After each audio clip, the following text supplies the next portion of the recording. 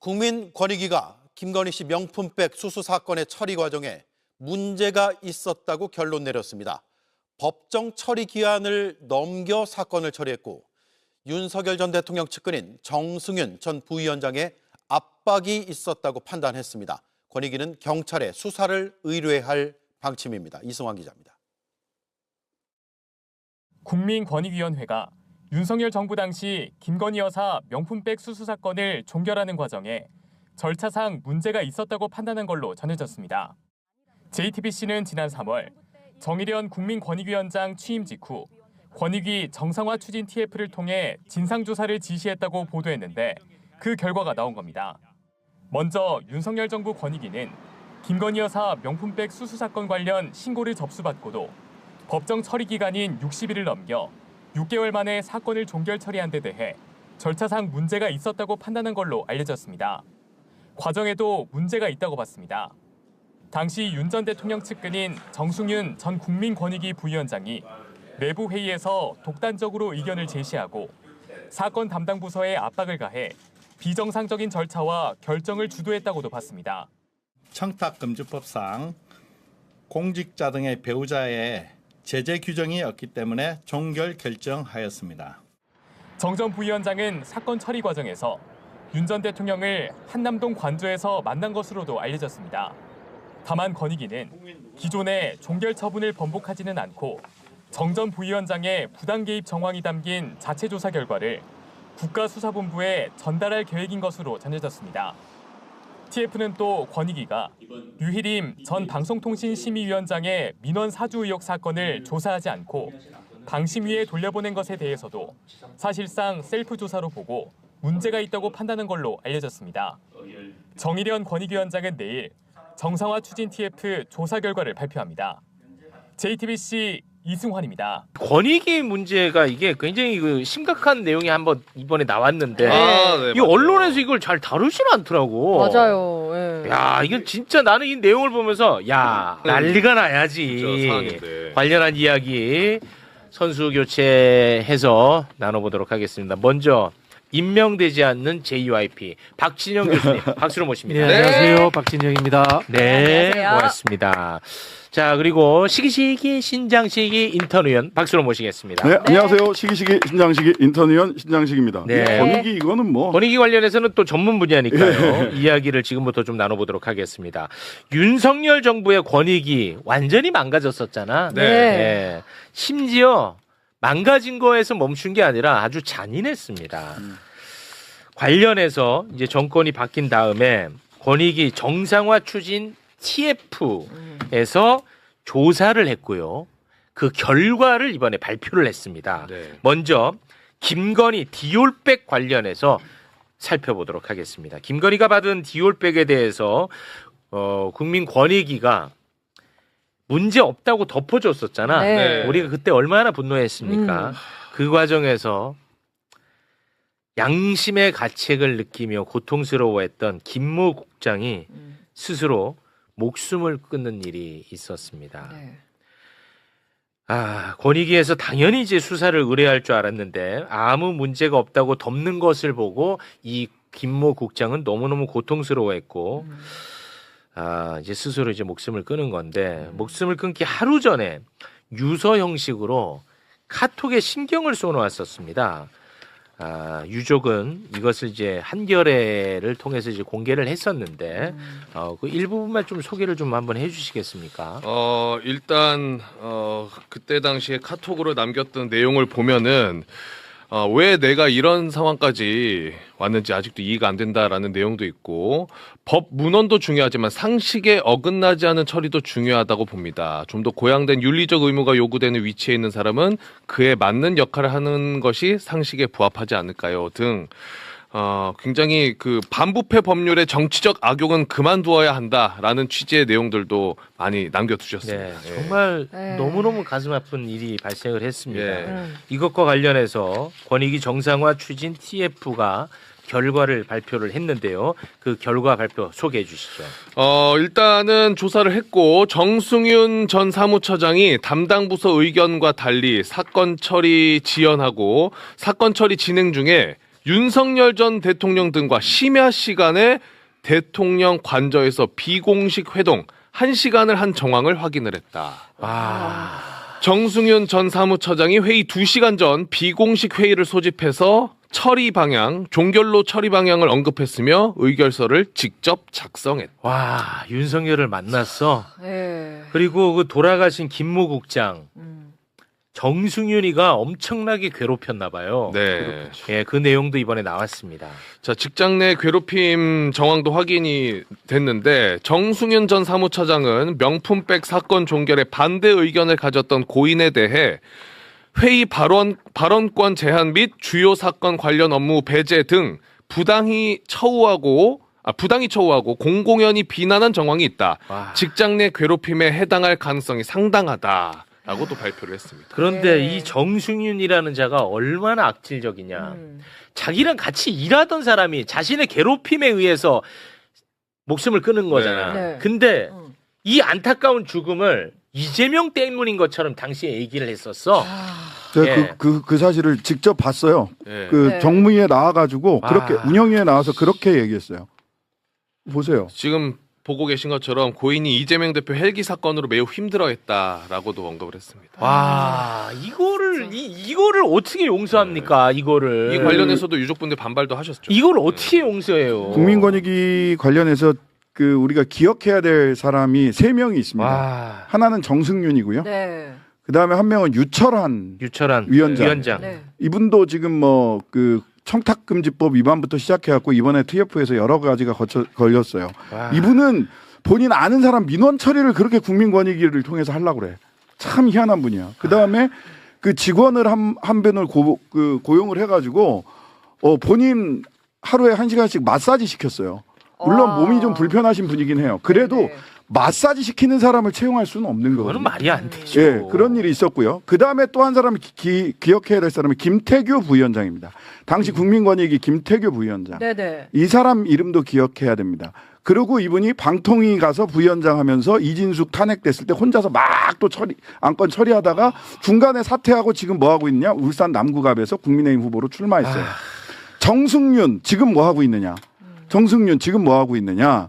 부산시 교육감 출마했어요. 그리고 진짜. 국민권익위원회에서 이 결정을 하니까 정승윤 뭐 했느냐? 삭발했어요. 조금 전에. 정치 탄압이다라고 하고. 진짜요? 그거 찾아보세요. 삭발시켰어요. 얼마 전에. 저거 너무 정상적인 모습이고요. 지금 나오는 거. 삭발한 거 알아요. 삭발했어요. 삭발. 삭발하는 모습 보여줘요. 아니 이게 악마가 아니면 뭐 누구를 악마라고 표현합니까? 그리고 정승윤이 아이고. 어떤 짓을 했느냐. 이제 몇 가지만 말씀을 드리면 와, 이거 진짜 여기 카톡 보면 미치겠다. 가방권 외의 사건들은 최선의 결과가 나왔다고 저도 자부합니다. 돌아가신 우리 김 국장님. 네. 이런 카톡도 동료들한테 다 남겼거든요. 가방권 외에는 사건들은 최선의 결과가 나왔다고 가방권 저- 외의 사건들은 그렇습니다. 가방권은 그건 아니라는 이상하게 거야. 나왔다라는 거잖아요. 예. 근데 그때 저희 국회의원들이 그 빈소에 찾아갔어요. 근데 빈소에서 국민권익위 직원들이 나와가지고 유족들이 원치 않으니 돌아가시기 바랍니다. 여러분. 지가 뭔데? 그래서 이게 유족들이 원치 않으면 실제로 들어가서 빈소에 가는 게 가기가 부담스럽죠. 어렵죠. 어렵지. 왜냐하면 사모님도 공무원이거든. 사모님도 공무원이에요. 가려고 했는데 유족 한 분이 나와서 아니 빈소 앞에까지 와서 국회의원들이 유족들 말도 안 듣고 돌아가는 게 말이 되느냐 하고 우리한테 항의를 하는 거예요. 와. 그래서 들어갔어요. 거기 가서 이런 비슷한 이야기들을 이미 그때 말로는 다 들었습니다. 말로는. 와. 근데 유족들의 뜻을 왜곡해서 당신들 왜 왔느냐 이렇게 내쳤던 것도 당시 정승윤 사무총장 시절에 국민권익위원회였어요. 이분이 그 사람이에요.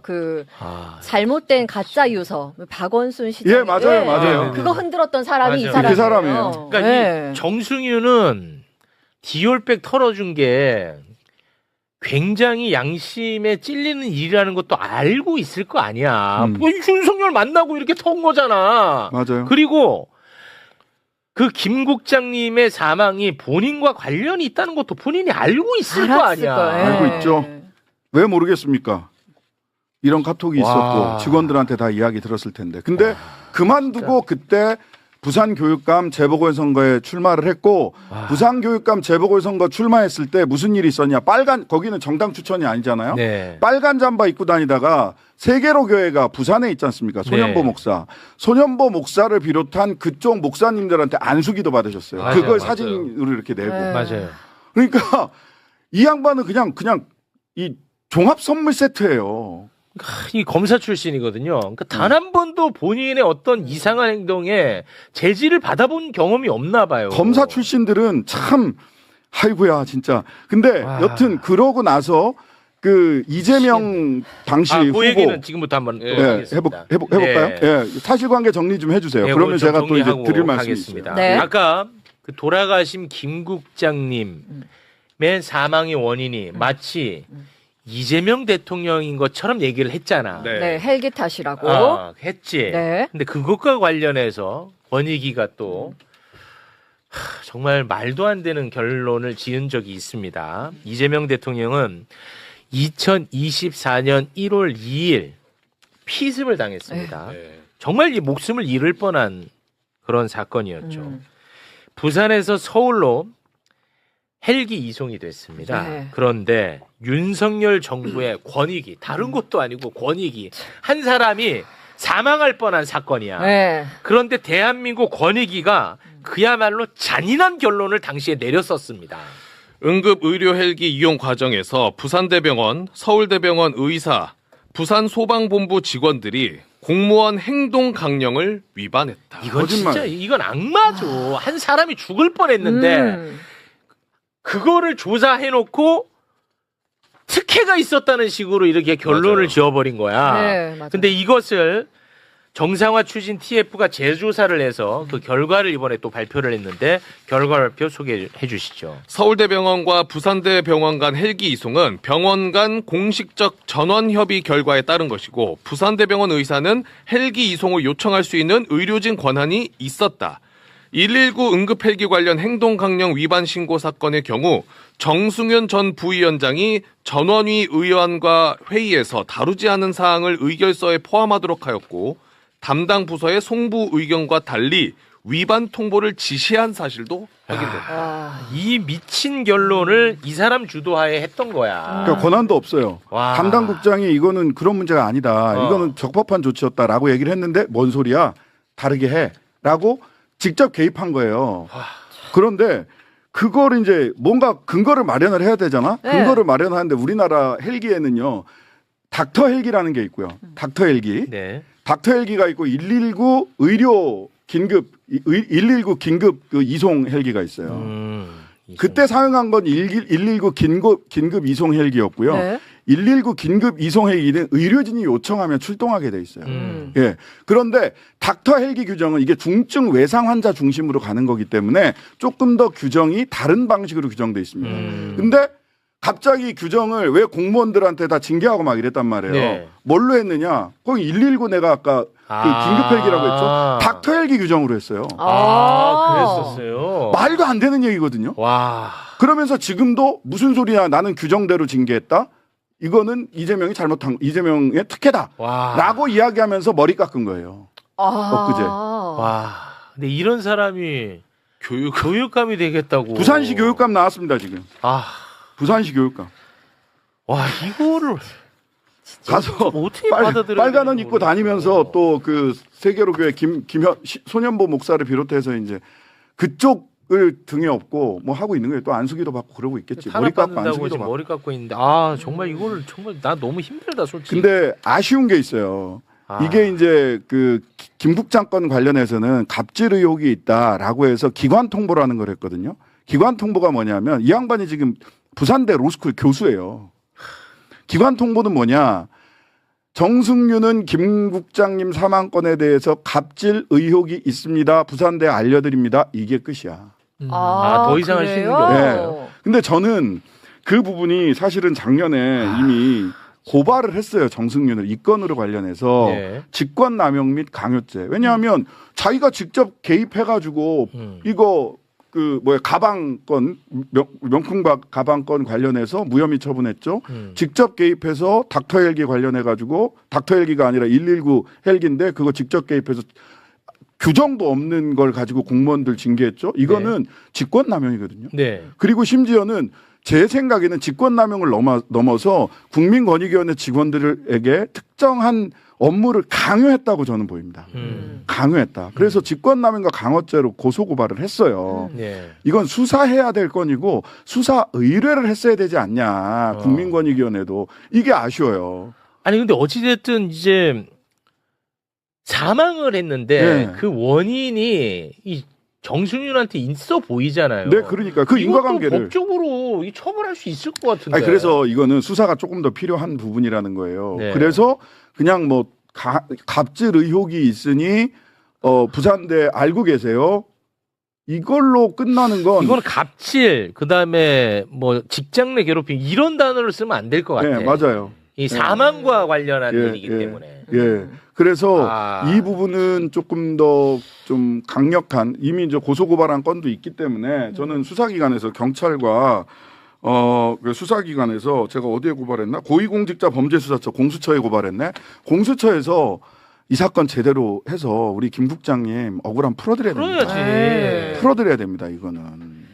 근데 이분도 그렇고요. 이진숙 즉 방통위원장도 그렇고 네. 이게 윤석열 정부 인사의 특징인 것 같아요. 하다못해 역대 보수 정부도 비판을 받고 극단적인 사람들은 가능하면 임명을 안 하려고 네. 노력을 했어요. 네. 그런데 윤석열 정부는 상처가 많은 사람, 앞서서 나쁜 짓 한 사람, 우리 흔히 하는 표현으로 몰상식하고 이상한 사람들만 골라서 인사를 한 거야. 네. 그리고 그 사람들은 들어와서 특수부 검사들처럼 이 기관의 기본적인 룰이라든가 상식을 깨고 자기 마음대로 해요. 이게 합의제 행정기관이잖아요. 합의제 행정기관의 위원들이라든가 정무직들은 솔직히 말씀드리면 거기 오랫동안 일해온 늙공들 시키는 것만 해요, 대부분이. 이렇게 특수부 검사처럼 뭐 조작하듯이 막 끼워 맞추고 해서 정권의 입맛에 맞추려 억지를 못 하거든요. 대단한 사람들이에요, 이 사람들. 앞뒤 없어요.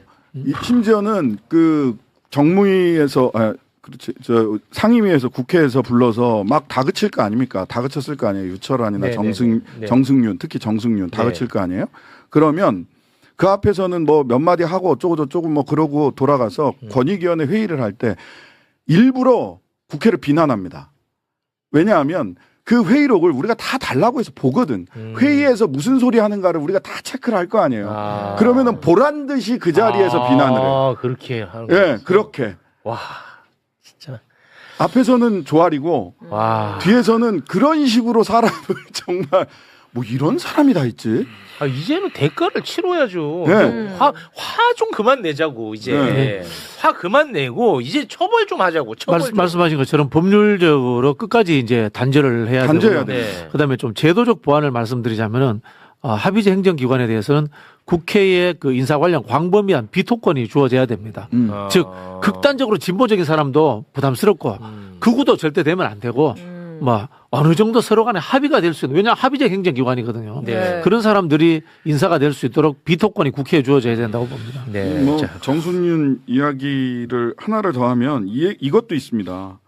방심이 있잖아요. 그 유희림. 네, 류일임이. 그래서 유희림이 그 소위 민원 사주를 했잖아요. 네. 민원 사주에서 저도 그 표적이 됐던 사람이기도 하고 뉴스아이킥 할 때. 네, 맞아요.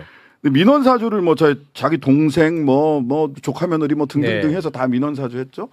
그걸 폭로한 분이 계세요. 그 직원 중에 직원들 중에서 네. 노조위원장하고 직원분들하고 폭로한 분들이 네. 계세요. 거기서 그래서 나 공익제보자니까 보호해달라. 그 다음에 이거 정승윤 이게 문제 있으니까 이거 부패 방지 관련해서 이런저런 일을 해달라라고 했는데 오히려 거꾸로 이 폭로한 분들을 개인정보보호법 위반으로 그랬던 것 같아요. 권익위가 예 네.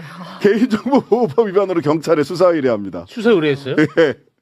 그리고 와. 유일임 거는 야 그건 니들이 알아서 처리해 하고 다시 그냥 방심위로 다시 돌려놔요. 와. 유일임은 방심위 가서 거기는 방심위 가면 다시 아무 그 죄 없다라고 스스로 털겠죠. 굉장하다, 돌려놓고 굉장해. 여기서 신고한 사람은 수사 의뢰하고. 굉장하다 진짜. 굉장하죠. 네. 이처럼 뻔뻔한 사람들이에요. 이번에 그런데 네, 관련해서 이재명 대통령이 또 SNS에 글을 남겼는데요. 네. 그걸 좀 소개를 해주시죠. 검찰의 조작 기소를 통한 사법살인, 테러범을 동원한 흉기살인, 조작 언론을 동원한 명예살인, 이 위중한 3대 살해 위협으로부터 국민, 곧 하늘이 저를 살려주셨으니 제 목숨은 이제 온전히 국민의 것입니다. 하늘이 제게 생명 보전을 넘어 큰 일까지 맡겨주셨으니 제가 할 일은 오로지 국민을 위한 나라, 오로지 국민만을 위해 작동하는 권력을 만드는 것입니다. 국민 여러분 그저 고맙습니다.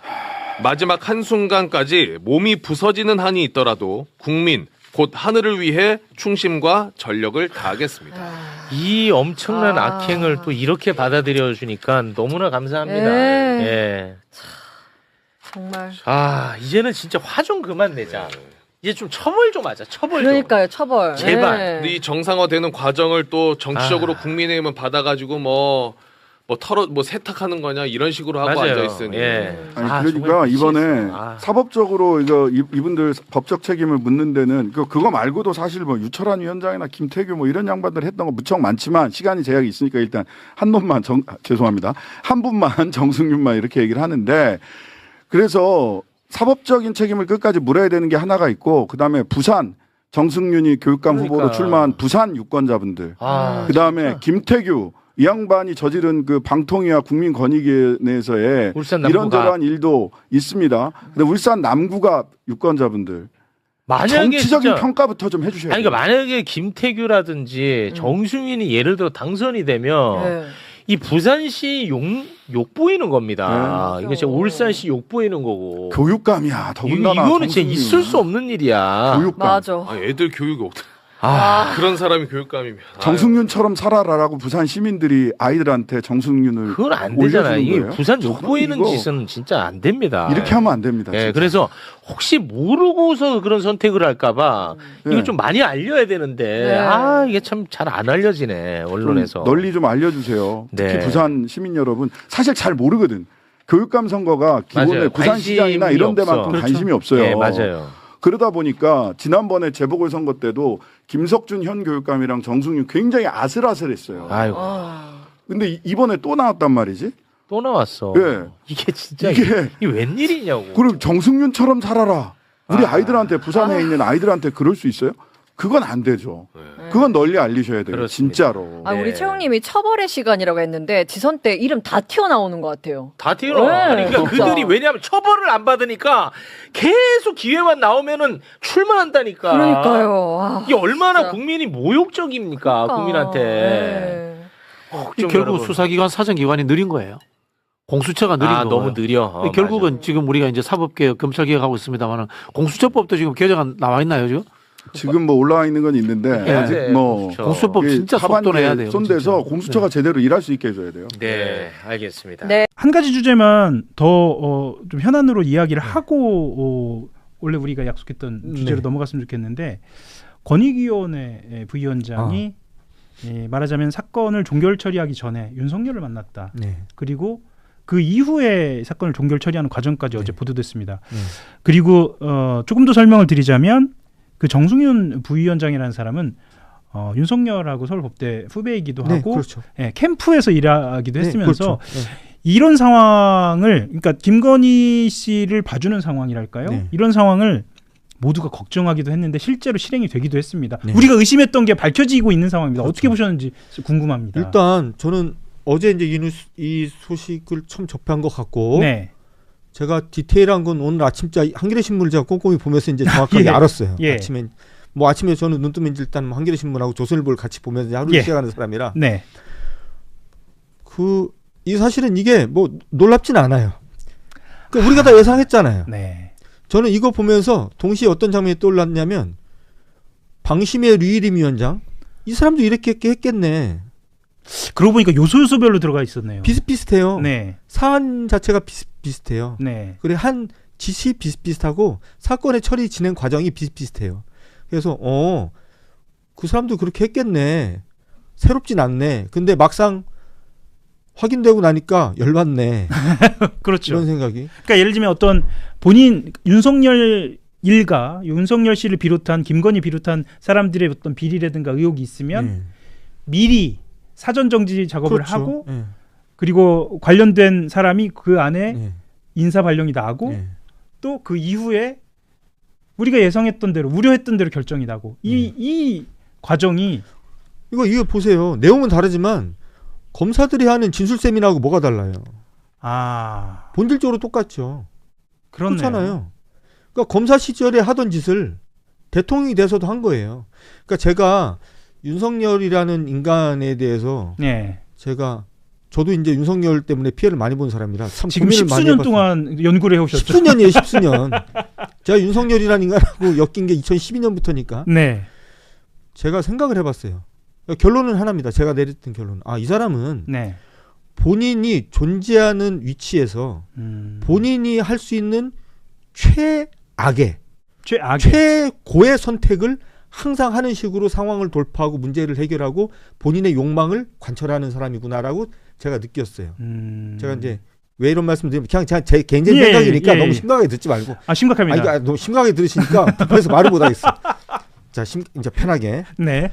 본인이 검사 시절에는 사람 데려다가 윽박 지르고 뭐 회유와 협박하고 이런 식으로 해서 가짜 진술 받아내서 조작도 하고 뭐 사건도 하고 뭐 이렇게 하고 했어요. 그런 측면에서 또 유능하다는 평가도 일부 받았고요. 서울중앙지검장이 되고 검찰총장이 되니까 권한이 더 많아졌어. 내가 부릴 수 있는 검사들이 막 몇백 명, 심지어는 몇천 명이 돼. 이런 사람들을 내가 입맛에 맞는 곳에 막 배치해서 내가 원하는 결과들을 뽑아내도록 막 하고 걔네한테 상을 주고 안 따라오는 애들은 막 좌천시키고 심지어는 걔네 막 수사하고 막 이런 식으로 가고 대통령이 됐어. 이러니까 대한민국 모든 정부기관이 다 내 거야. 그래서 내가 원하는 대로 하려고 기관장도 불러서 윽박도 지르고 아마 이 상황도 정승현 씨를 불러다가 얘기를 할 때 둘이 딱 눈빛만 보고 뭐 알겠어요? 정확하게 얘기를 했겠지. 내가 이런 문제를 해결해야 되는데 어떻게 했으면 좋겠어? 뭐 이러면서 이제 얘기를 했을 거 아니에요. 사실상 지시하고 이걸 안 따랐을 때 어떤 일이 벌어질지는 정승윤 씨가 더 잘 알았을 것이고. 이전에 윤석열의 행동을 봤을 때. 그러니까. 그리고 결국에는 대통령이 돼 보니까 그렇게 했는데도 불구하고 자기 마음대로 잘 안 돼. 근데 생각을 해보니까 헌법을 보니까 계엄을 선포할 수가 있네. 그렇게 갈 수도 있겠다. 계엄 선포하지 뭐. 네. 이렇게 된 거 아닌가라는 생각이 좀 들고 그래서 이런 식의 기사가 사실은 오늘 그 한겨레 그 일면 이제 우측에 쫙 세웠잖아요 기사를. 그걸 쭉 읽으면서 만약에 이런 일이 보통의 국가에서 드러나면 그거는 진짜 대통령 탄핵 사유에 이것만 갖고도. 그러니까 제가 이 질문을 드리고 싶었는데 이렇게 비공식적으로 정부기관을 이용해서 자기의 사익을 채운 거잖아요. 그럼요. 이거는 초대형 국정농단 아니냐. 이게 그러니까 말씀드렸잖아요. 제가 이게 만약에 그냥 평상시에 특히나 민주당 정부에서 이런 일이 벌어졌으면 전 100% 탄핵입니다. 탄핵될 수밖에 없어요. 그죠? 그리고 지금 야당이 가만히 있었겠어요? 근데 이런 일이 아까도 제가 말씀드렸잖아요. 뭐 그랬을 것 같아 라고 생각이 들 정도로 그러니까 저도 어마어마하게 많이 무뎌진 거예요. 지금 대한민국 국민들이 너무나 많이 무뎌졌어요. 다시 정신 바짝 차려야겠습니다. 그럼요. 그러니까 사실은 대한민국의 도덕성이 너무 이렇게 수준이 하향평준화가 되고 있어요. 정신 바짝 차리자라는 말을 제가 또 왜 드리냐면 진행이 매끄럽지 못한가요? 왜 드리냐면 이 정승윤이란 이 사람이 실제로 이 사람 때문에 이 사건을 담당했던 담당 국장이 세상을 떠나기도 했습니다. 죽었어요. 그 이 사람이 지금 어디에 있느냐? 부산시 교육감 선거에 지금 나오고 있습니다. 네, 알겠어요. 저도 이제 어제 봐서 알게 됐는데 말도 더듬네. 너무 당황스러워요. 그러니까 저도 이거를 그러니까 대한민국이 도덕성이 이제 완전히 바닥에 떨어진 거예요. 그러니까 지금 이 상황이라대로 한다면 특히나 이제 부산대 법학전문대학원 교수다라는 이력이 있어요. 그러니까 이런 이력으로 쓱 들어가는 거죠. 그렇죠. 이런 이력으로 들어가고 이 사건과 관련이 있든 없든 국민권익위에서도 일했어. 그렇죠. 그리고 서울대 법대도 나왔어. 이런 자기 커리어로 밀어붙여서 지금 부산시 교육감에 출마 실제로 했고 지금 준비 중입니다. 지금 상황이 이렇습니다. 그래서 지금 대한민국이 이래요. 대한민국이 참 안타깝지만 그 졸지에 그냥 369가 됐어요 지금. 상황이 이렇습니다. 말씀하셨던 것처럼 정신 좀 바짝 차리고 이 사건 계속 들여다봐야 할 것 같습니다. 이게 사실은 그랬을 거야. 이거 비리야 의혹이야 정도가 아니라 실제로 권익위에서 지금 조사한 상황이고 네. 청탁금지법에 해당이 돼서 이건 불법 사안입니다. 그죠? 한 말씀만 딱 더 드리면 예. 이 사안을 오늘 아침자 언론이 어떻게 다뤘는지를 한번 앵커께서도 한번 보세요. 아, 예. 저도 각 언론이 어떻게 사실은 다뤘는지. 봤습니다만. 예. 제가 더 말하면 이걸로 한 30분 떠들어야 돼서 그렇죠. 제가 그만하겠지만 그래서 저는 개인적으로 검찰개혁, 정치개혁 아니다. 이제는 언론개혁이 대한민국에서 가장 중요한 가치고 과제가 됐다. 저는 그렇게 생각을 합니다. 네. 최선을 다해야 됩니다. 우리가. 최선을 다해. 알겠습니다. 아니 이렇게 유능하신 하영 기자께서 최선을 먼저 다 하시고 저같이 이제 보잘것 없는 사람들은 따라가고 이제 이렇게 돼야죠. 왜 그러세요? 왜 그러세요? 네. 아무튼 그래서 말씀하셨던 것처럼 좀 더 정신 바짝 차리는 것으로 하고요. 본론으로 들어가겠습니다. 네. 원래는 이 이야기 하려고 이게 원래 1번이에요. 네, 그렇죠. 조작기소 특검법과 네, 네. 국조특위 이야기. 네. 이게 1번인데 이 조작기소 얘기도 참 저 할 말이 많고 예. 참 요즘 이것 때문에 잠이 잘 안 와요. 솔직히 개인적으로. 자, 그럼 편하게 그 얘기부터 하고 네. 넘어가겠습니다. 아니 어떤 측면에서 좀 잠이 안 오시나요? 제 머릿속에 지킬과 하이드가 같이 그래요? 공존하는 시간이 요 며칠 계속 되고 있습니다. 요 며칠이요? 네. 그거는 여러 가지 상황일 것 같아요. 네. 정치권 상황을 봐도 그렇고 네. 이 법안이 진행되는 상황도 일 네. 수도 있고 법안의 내용과 관련된 그렇죠. 내용일 수도 있고요. 여러 가지가 다 마찬가지입니다. 아, 그래요? 하나도 제 마음에 드는 게 없고 하나도 제 마음속에 뭔가 결정되는 게 없고 어떻게 보면 이게 맞는 것 같고 어떻게 보면 이게 맞는 것 같고. 그럼 첫 번째 뭐부터 이야기를 할까요? 이게 정치권에서 논란이 되는 상황부터 이야기를 해볼까요? 네, 뭐 그러시죠. 뭐. 예, 그거는 좀 어떻게 보시나요? 일단 네, 선거를 앞두고 있잖아요. 네, 그것도 매우 중요한 선거를. 네, 저는 이번 선거의 본질은 민주당이 얼마나 이기냐, 국민의힘이 얼마나 살아남냐, 혹은 이런 게 아니라고 저는 생각을 하고 네, 우리가 내란을 말도 안 되는 대통령이 일으킨 이 내란을 극복할 수 있는지 없는지를 보여주는 하나의 바로미터 같은 선거라고 생각을 합니다. 예, 저는 이번 선거가. 그래서 최소한 내란 세력에 동조하고 네, 내란에 가담하고 했었던 사람들이 국민들로부터 다시 선택을 받는 그런 일은 안 보고 싶다. 네. 이게 국민의 한 사람 또 기자의 한 사람으로서 느끼는 감정입니다. 실제로 그런 여론이 네. 대부분이고요. 예. 그래서 그걸 위해서라면 제가 사건의 당사자긴 하지만 당사자죠. 예, 여기서 중요한 건 당사자입니다. 조작기소 특검법의 당사자이지만 예. 저와 관련된 이 억울함과 잘못된 이 부조리를 해결하는 건 좀 뒤로 미뤄도 선거 뒤로 미뤄도 네. 좋겠다라는 마음이 솔직히 있습니다. 예. 많이 듭니다. 예. 왜냐하면 조작기소 특검법이 발의가 되고 이걸로 인해서 정치권 그리고 특히 이제 보수 언론 몇 군데서 공소 취소 특검법이라고 이름을 바꿔가지고 조선일보에서 조작기소를 공소 취소로 이름을 네이밍을 딱 해서 바꿨습니다. 그래서 프레임을 잡았습니다. 그때. 네, 프레임을 그렇게 잡았어요. 예. 그렇게 가는 걸 보면서 너무 화가 나고 견딜 수 없다는 마음이 들지만 네. 그럼에도 불구하고 만약에 이것 때문에 네. 선거가 판세가 뭐 휘청거린다면 이거는 좀 뒤로 미루는 게 좋겠다라는 마음도 한편으로 있다는 말씀이고요. 그러니까 말하자면 이것이 빌미가 돼서 지금 장동혁이 그렇죠. 전면으로 부상하고 지금 신났어요. 예. 그러니까 지금 제가 볼 때는 동아줄 하나 내려왔어. 이 동아줄 하나에 온갖 뜨내기들 다 모였어 지금. 그냥 드글드글하죠. 네, 지금. 드글드글 모여가지고 제가 볼 때는 불과 보름 전만 해도 장동혁하고 수인사도 안 하고 손인사도 안 하던 사람들이 장동혁하고 지금 한 배를 탔어. 그렇게 지금 대구와 부산으로 가고 있습니다. 이래서 제가 항상 말씀을 드리는 게 돌아가신 고 정두환 의원께서 했었던 말이 항상 제가 매번 얘기합니다. 지금의 국민의힘은 정치 권력을 목적으로 하는 정치 권력 획득을 목적으로 하는 정상적인 정당이 아니고 이권 집단이에요. 돌아가신 정두환 의원이 그런 말씀을 매번 하셨어요. 네. 자기가 이 당에서 생활을 오랫동안 해보니까 이 집단은 이권 집단이다. 이건 정치 집단이 아니고 본인의 당임에도 불구하고. 그럼요. 저는 그걸 아주 극명하게 보여주고 있다.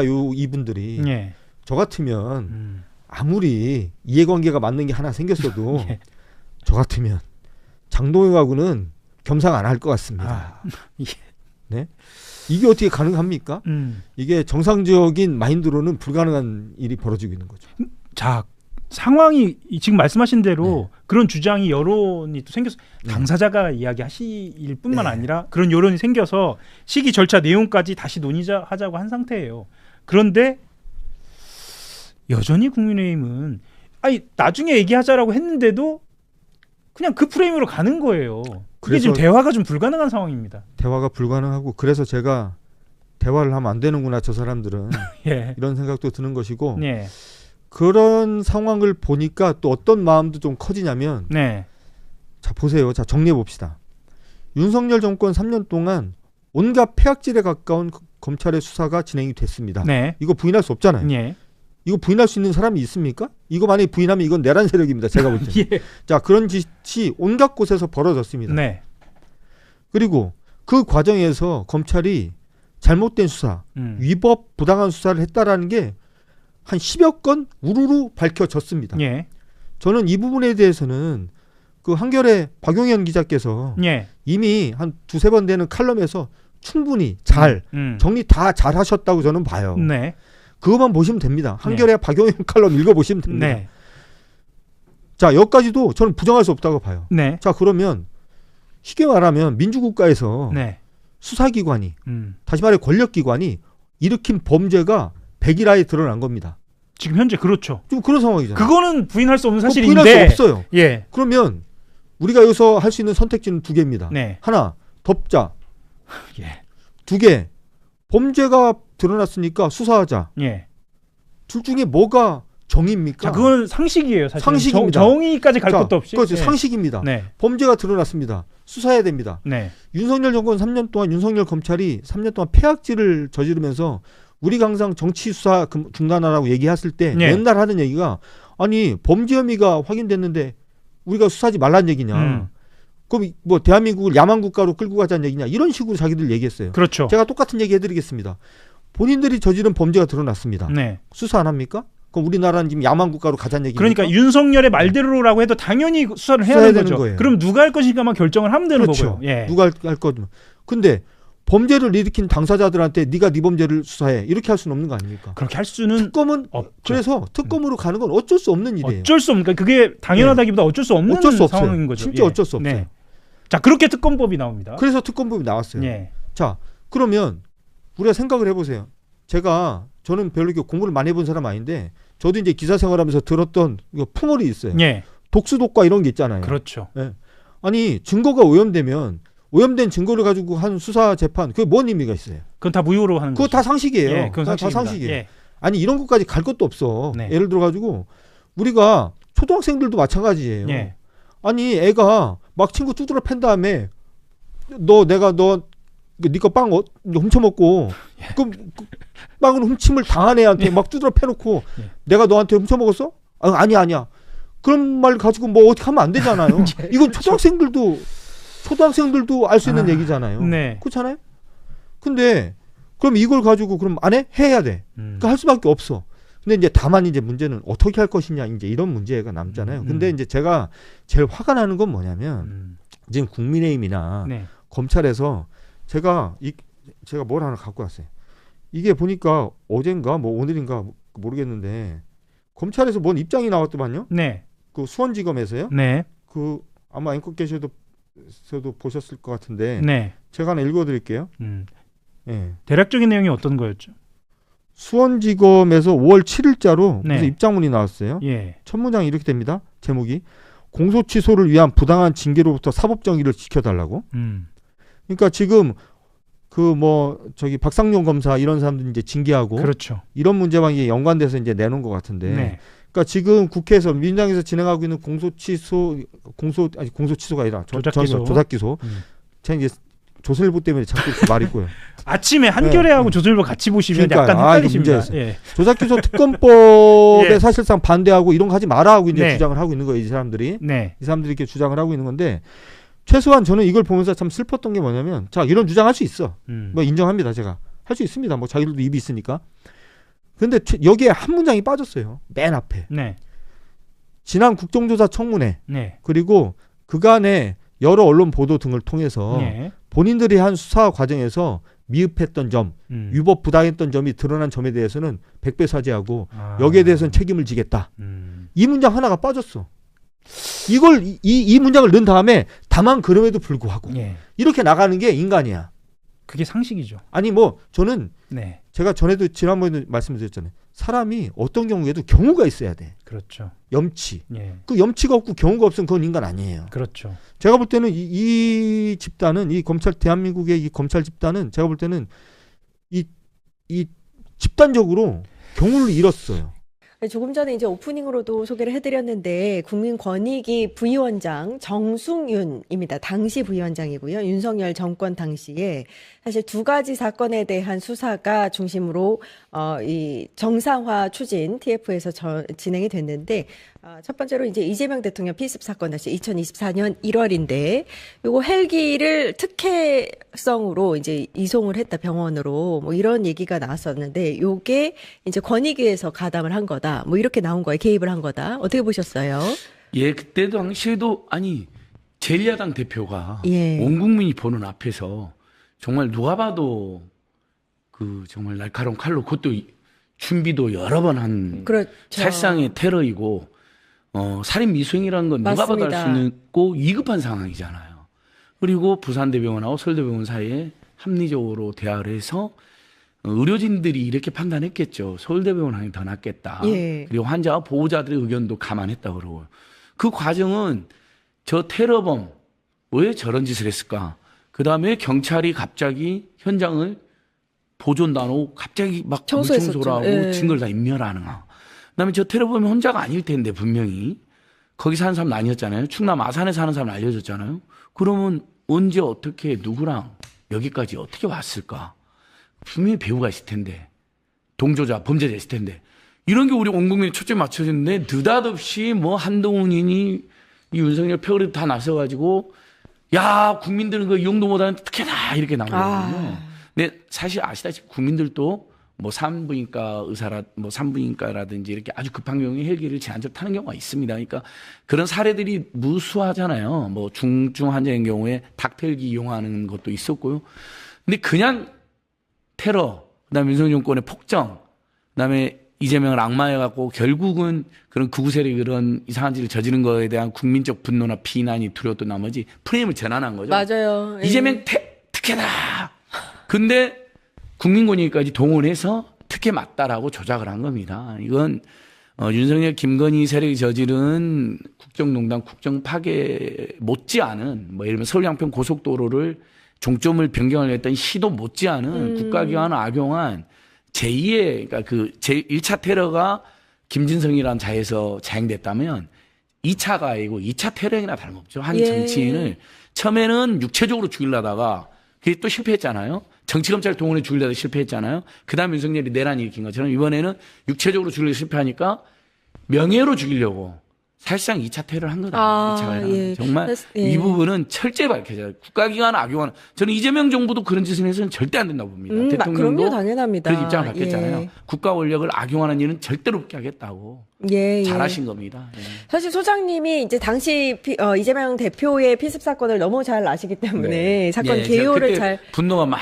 그러셨죠. 섰습니다. 예. 사건 개요를 잘 정리를 해주셨는데 당시도 그 사건도 굉장히 충격이었는데 권익위의 발표가 저는 사실 아직도 기억에 남아요. 그러니까요. 예. 기억나시죠? 당시 상황이. 그럼요. 일단 그때 이제 이재명 당시 대표께서 피습을 당했다는 소식에 사실 전 국민이 너무 큰 충격이었죠. 이제 그 상황도 너무 적나라하게 이제 그 퍽 소리까지 다 나는 그 과정들이 다 공개가 됐었고, 근데 이제 이 내용, 이 권익위에서 판단하는 이 내용들을 보면서도 정말 이 권익위라는 대한민국 국민들의 어떤 권익들을 증진시켜야 하기 위해서 만들어 놓은 이 조직 자체가 정권의 나팔수처럼 행동을 했다는 점, 그리고 온 국민이 한 사람이 목에 날카로운 칼이 들어와서 피습을 당하는 모습을 지켜봤는데도 불구하고 이제 그런 판단을 했다는 점. 예. 그리고 지금 그때부터 살살 시작이었거든요. 물론 그 전부터 문제는 굉장히 많았었습니다만 윤석열 당시 정부의 어떤 비위 의혹들이나 아니면 정권이 시작하기 전에 검찰 시절부터 이제 김건희와 함께 작당 모의를 해서 만들어냈던 여러 국가기관들을 농락하고 또 검찰의 힘을 활용해서 이제 무언가 사익을 취했던 점, 뭐 이런 것들이 계속 드러나고 있었던 중에 이재명 당시 대표는 목에 칼이 들어왔는데도 불구하고 닥터 헬기를 약간 규정에 어긋나게 쓰지 않았냐는 의심을 바탕으로 권익위에서 판단까지 그렇게 했다는 예. 점 자체가 예. 사실 어찌 보면은 너무도 통탄스러웠지만 또 너무도 극명하게 대비되는 지점이었던 것 같기도 예. 합니다. 예. 이제 그런 부분들에 있어서 그때부터 이제 이재명 대표에 대한 어떤 동정 여론이라고 할까요? 좀 이재명 대표를 지켜야 한다라는 여론들이 좀 더 많이 쌓이게 됐던 것 같고요. 이제 국민들께서 현명하게 판단을 그 당시 해주신 덕분에 이제 여기까지 왔는데 그래도 권익위는 정말 용서할 수가 없는 부분이다. 용서할 수 없다. 그렇게 생각을 예. 합니다. 그것뿐만이 아니었죠. 뭐 좀 이따 디올백 사건 이야기도 하겠지만 그 정권 초기에 김건희가 나중에 이제 뇌물로 다 밝혀지지 않았습니까? 온몸에 뭐 1억 안팎의 초호화 사치품을 내걸고 또 뭐 민간인을 비행기에 태워가지고 에어포스 원에 회에 나간 거. 그때도 국민들이 너무 이상하잖아요. 안 그래도 김건희가 윤석열을 지배하고 있다는 의혹이 막 생길 때인데 그때 저희들이 직접 신고를 했어요. 디올백 문제는 참여연대가 신고를 했고 국민권익위원회에 온몸에 초호화 장신구는 자기 거면 재산 신고 누락이고요. 남에게 빌렸으면 그 빌린 대가를 안 냈다면 그것도 그렇죠. 뇌물이거나 김영법이 예. 되는 것이고 그것을 무단으로 받았으면 불법 뇌물이 되는데 나중에 보니까 뭐 서희건설이라든지 무슨 시계 선물에 여러 가지가 다 통일교, 예. 뇌물로 사실 예. 밝혀졌잖아요. 그래서 저희가 저희 의심이 옳았던 거죠. 근데 그때 국민권익위에 제가 신고를 했는데 당연히 배우자가 네. 절대 권력 최고 권력자 배우자가 저런 짓을 했으니 국민권익위가 아무리 윤석열 정권의 개가 됐다 하더라도 그래도 조사하는 신용이라 될지 않았는데 세월아 내오라길래 저희들이 전화를 했더니 뭐 권한이 없습니다. 증거를 저희들 보고 내달라는 거. 그랬어요. 제가 그 생생한 그 기억이 나요. 그래서 아니 당신들 나중에 무슨 책임을 지려고 이러냐고 저희들이 따졌던 기억도 나는데 예. 그것도 다 사실은 권익위가 나서서 조사했어야 된 내용이죠. 그러다 그런 짓을 하니까 결국 리투아니아 가서 명품 매장에서 그렇죠. 또 예. 명품 쇼핑하는데 예. 걸렸는데 호갱에 넘어갔다는 예. 거짓말만 하고 이렇게 온 국민을 우롱하고 기만하는 그리고 아하. 그들이 지금도 국민의힘에서 그런 죄를 인정하지 않고 잘못 인정하지 않고 비호하는 세력이 가득하다는 게 오늘 계속 분노가 막 예. 치솟고 있습니다. 사실 우리가 무슨 억울한 일을 당하면 국민권익위에 신청을 했다, 조사를 의뢰했다, 뭐 이런 얘기를 하잖아요. 근데 그렇게 했는데 권익위가 윤석열, 그러니까 권력의 정점에 뭐 나팔수 노릇을 했다고밖에는 볼 수 없는 정황들이 밝혀진 거예요. 그러니까 다시 한번 강조를 드리면 당시에 이제 논란이 됐었던 특혜, 헬기 특혜 논란은 당시에 부산대에서 서울대로 병원 간의 공식적인 전원 합의에 의한 결과였다라는 게 TF를 통해서 확실하게 밝혀진 거고요.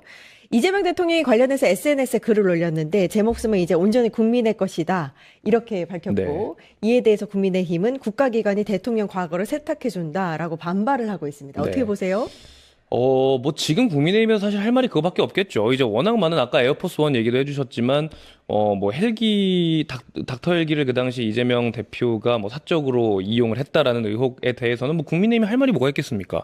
뭐 윤석열 당시에 무슨 군함에서 폭죽을 사가지고 생일 파티를 했다고 하질 않나. 예. 뭐 이런 여러 가지 의혹들이 이미 다 밝혀진 상황에서는 국민의힘에서는 그런 얘기밖에 할 수 있는 게 없다고 생각을 하고요. 그리고 국민의힘의 지적 자체를 논리적 반박을 할 이유도 없다고 생각하지만 논리적 반박을 굳이 해보자면 당시 대한민국의 제1야당의 대표죠.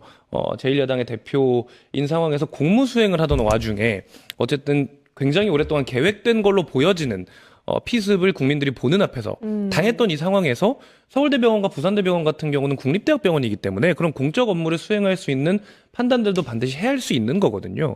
그 과정에서 그 내용 자체가 잘못된 게 아니라 뭐 부산대병원의 뭐 규정에 맞는지 확인하지 않았다. 서울대병원 과정에서의 규정에도 맞는지 확인하지 않았다. 뭐 의사가 담당의가 아니라서 권한이 없었다 같은 정말 어떻게든 꼬투리라도 잡아서 이제 이걸 사적인 유용인 행동인 것처럼 이제 이야기하려고 하는 당시 권익위의 모습들.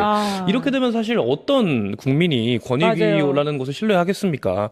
다시 이제 이번 TF 활동을 통해서 잘 밝혀진 것이 너무 이재명 대통령이나 이제 지지자들 입장에서도 너무 다행이지만 국민들이 봤을 때도 우리 국민권익위원회라는 곳이 국민들의 권익을 지켜주기 위한 단체로 다시 돌아왔구나 라는 내용들을 다시 짚을 수 있는 부분인 것 같아서 굉장히 다행이다라는 안도감이 들었고 또 이 당시에 정승윤 부위원장 이 이제 윤석열 과 이제 김건희 여사 관련된 내용 때 이제 내통을 했다는 의혹이 벌어지고 있는 이 사람이 그러니까 그 명품백 관련해서도 그렇죠. 지금 부산시 교육감 선거에 출마를 했고 어제 보니까 머리를 또 밀었더라고요. 머리 미는 건 그 동네 유행인가 봅니다. 머리 왜 밀었어요? 그냥 억울하다고 밀었대요. 이 국민권익위원회 결과가 결과가 자기를 억울하다고. 뒤집히는 게 억울하다. 탄압하려고 하는 거라는 거예요. 이걸 또 홍보로 활용을 하네요. 근데 당시 정치검찰 출신으로 윤석열 최측근 맞아요. 저희들만 윤석열 정치검찰 앞제비 노릇 출신. 했던 것은 예. 전 국민이 아는 일이고요. 예.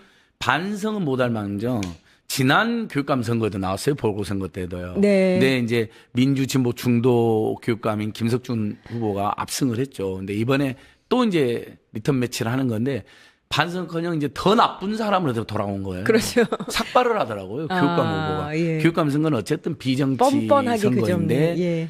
정치적으로 악용하는 거죠. 그 전에도 무슨 부산의 극우교회 세계로교회 등등하고 연계해서 이상한 행동을 해서 문제가 됐었거든요. 지난 교육감 보궐선거 때도. 이번에는 본인이 또 이제 열세니까 내가 정치로 탄압받고 있다. 이런 퍼포먼스를 한 건데 본인이 죽이지는 않았지만 사실은 디올백 처리 과정에서 고 김상년 국장님이라는 시민사회단체들도 아는 분이었어요. 왜냐하면 국민권익위원회가 원래 국민고충처리위원회, 그렇죠. 행정심판위원회, 맞아요. 그다음에 부패. 국가청렴위원회, 그러니까 그전엔 반부패, 부패방지위원회 예. 이렇게 세 개 조직이 합쳐져서 그 이제 김영란법도 만들고 대한민국을 청렴 선진국으로 만드는데 앞장서고 있었거든요. 그게 이제 김대중 노무현 문재인 정부의 성과인데 그때 시민사회단체들이 그런 것을 요구할 때 가장 적극적으로 그걸 주도했던 실무자고 반부패 국장까지 되신 거예요. 근데 본인이 보니까 이게 대통령 배우자가 대놓고 명품백을 받고 그 안에 앞에 보면 샤넬도 하니까 이것은 유죄 소지가 있었다고 주장했는데 그것을 철저히 무시당하고 강압당하고 심지어는 왕따당하고 그걸 주도한 자가 정승윤인 것입니다. 그럼 정말 100배 사죄하고 피눈물로 그 고인에게 유가족들에게 용서를 구해도 모자란데 탄압이라고 그런 겁니다. 예. 그 김상국장이 마지막까지도 이게 무혐의 결과가 된 과정에 대해서 괴로움을 토로하고 그래서 유가족들도 우리 고 김상국장이 너무너무 억울하다. 이건 정말 권익이나 국가 권력, 윤석열 정권에 의한 일종의 부당한 죽음이다, 억울한 죽음이다 이런 입장도 내신 적이 있거든요. 왜냐하면 제가 그 김상국장님을 추모하는 집회를 하고 그랬었거든요. 그때 유가족들 입장이 간접적으로 너무너무 억울하다, 도와달라는 입장을 확인한 적도 있었습니다. 근데 반성 못하면 항정 탄압이라고 오히려 큰 소리를 치고 있으니 이건 정말 여러분 선거를 떠나서 온 국민이 또 부산 시민에 나서서 반드시 규탄하고 심판해 주셔야 된다. 그런 인물을 후보로 물론 이제 비정당 선거이긴 하지만 않았지만, 사실상 그렇죠? 빨간 옷을 그렇게, 입고 다니면서 예. 범 국힘당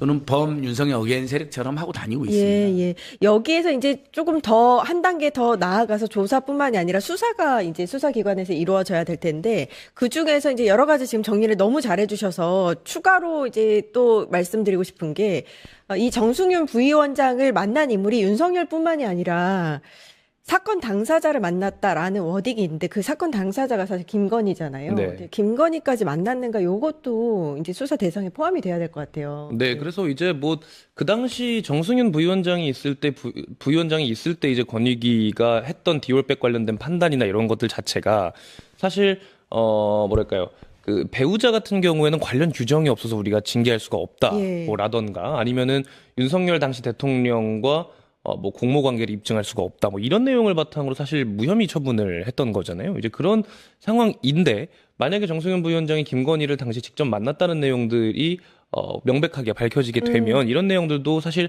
온 국민이 너무 어처구니 없는 판단이라고 지탄했던 이 과정도 어찌 보면 다시 한번 들여다볼 수 있는 과정이 되게 될 거고요. 그리고 어쨌든 이 지금 숱한 의혹들이 계속 나오고 있는 이 상황에서 국민의힘은 계속 물타기를 하려고 하고 있단 말이죠. 왜냐하면 지방선거가 가까워지면 가까워질수록 이런 의혹들이 계속 나오고 있고 이런 문제점들이 당시 윤석열 일당에 문제점들이 제기되고 있는 것이 본인들 선거에 불리하게 작용할 수밖에 없으니까 정치적으로 계속 물타기를 하려고 하고 있는 시도들을 하고 있는데 진실들은 계속 드러날 수밖에 없고 어쨌든 지금 계속 내란 타령을 한다는 식으로 이제 국민의힘과 이제 극우 세력에서는 이야기를 하고 있는데, 이렇게 계속 국가기관 자체를 흔들고 권력을 사적으로 유용하고 그럼에도 불구하고 처벌 하나 받지 않고 그 결과로서는 담당 국장님이 자살에까지 이르게 되는 이런 문제로 이어진 내용들은 뭐 내란이고 말고를 떠나가지고요, 반드시 얼만큼 시간이 지나도 규명이 돼야 되는 일이고 응당한 처벌을 받아야 되는 일입니다. 그 관련자들까지 전부 다요. 이런 내용들을 국민들께서 절대 잊지 않으셔야 예. 되겠다라는 생각을 하고 있습니다. 근데 잘 됐습니다. 부산시 교육감 후보로 나왔는데 삭발했다고 하니까 사실 얼굴들을 잘 모르거든요. 그 삭발한 자가 그 자가 범인입니다. 그 자 보면 안 돼요. 예. 이제 사진으로도 좀 보여주시면 좋을 것 같은데. 예. 사진 나오네요. 이제 저는 부산 시민들께서 아마 정순이의 과거를 모르고 있다가 도둑이 재발견해서 삭발까지 했네. 오히려 사죄를 해도 모자랄 판에 예. 오히려 정치 탄압이라고 우기네. 예. 그러면서 오히려 널리 알려지는 계기가 됐다고 생각합니다. 아, 좋습니다. 왜냐하면 예. 권익위가 이런 잘못을 했다는 것을 권익위 스스로 이제 바로잡는 발표를 했는데, 사실 우리 생업에 우리가 종사하다 보면 그런 뉴스들 저희도 방송 준비하거나 이슈 취재하다 보니까 알지. 저도 어쩔 때는 이런 뉴스들이 못 보고 넘어갈 때도 맞아요. 있거든요. 예. 막 뭐 2박 3일 어디 지방 출장 갔다 온다 보면 막 뉴스 못 볼 때도 있잖아요. 막 인터넷 뉴스 한번. 근데 부산 시민도 우리가 알게 된 거예요. 그래서 본인이 예. 저런 좋습니다. 이상한 예. 행동을 하니까, 예를 들면 우리가 윤석열 내란에 맞서서 삭발을 했다. 예. 김건희 국정 파기에 맞서 삭발했다. 그런 정치가도 있었잖아요. 네. 민주당이든 우리 진보세력. 그러면 박수를 받는데 저 누가 봐도 너무 어색하잖아요. 예. 오히려 정숙님 본인의 잘못을 널리 아니는 계기가 됐다. 예. 잘 됐다. 이렇게 생각하고요. 예.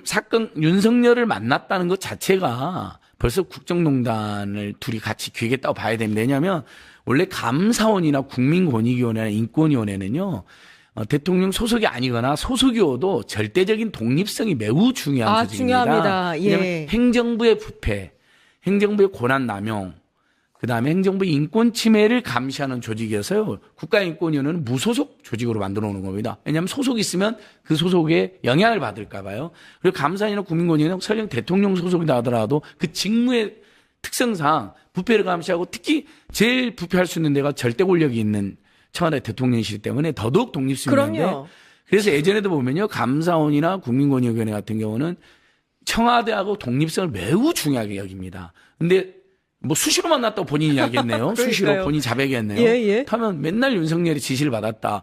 심지어 이 사건 때 논의를 했다는데, 윤석열뿐만 아니라 누군가 동석한 것처럼 보이잖아요. 지금 조사 결과에. 예. 명백히 김건희라고는 안 나와 있지만, 김건희가 옛날에 그 박생재 보낸 텔레그램 보면 왜 김혜경 사건 제대로 조사 안 하냐,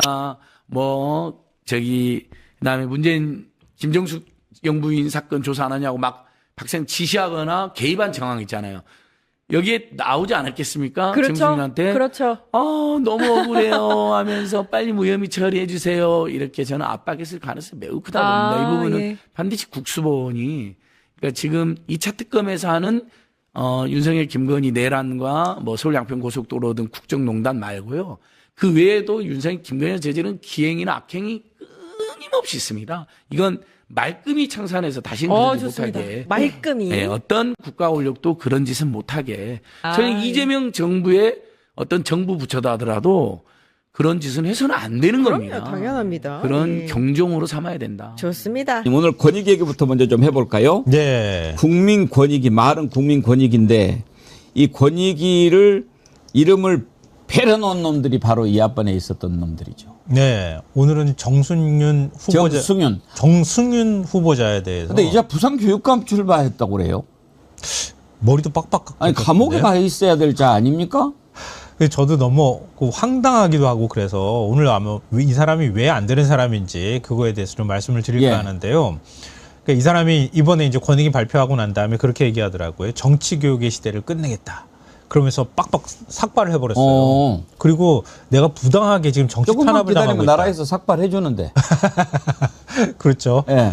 그러니까 그 정치 탄압에 난 저항하겠다 이렇게 얘기를 하고 있는데요. 별로 뭐 지지율도 썩 나오지는 않는 것 같긴 한데, 근데 너무 뻔뻔하지 않습니까? 자기가 정치 조사를 했다고 해도 과언이 아닌데 자기가 오히려 피해자인 것처럼 코스프레하는 모습이 정말 볼썽사납습니다. 정승윤이 부산대 법학전문대학원 교수 이렇게 타이틀을 달았는데 원래 검사 출신이잖아요. 네. 권익위 사무처장을 갔단 말이에요. 맞습니다. 그때부터 네. 저자가 뭐 어떤 자냐 하고 했는데 윤석열하고 관계가 있죠. 그렇죠. 친윤 검사였기 때문에 여기 이제 윤석열이 자신과 친한 사람들을 다 곳곳에 요소에 심어두지 않습니까? 뭐 방통위부터 시작해가지고. 그런데 이제 국민권익위에도 한 명이 필요하겠다 싶어서 정승윤을 보냅니다. 그러니까 정승윤 후보가 이제 국민권익위 사무처장으로서 했던 일들이 지금 다시 국민권익위에서 TF가 발족돼서 밝혀졌는데, 그 밝혀진 사건에서 보니까 그 김건희 명품백 사건이라든지, 그리고 뭐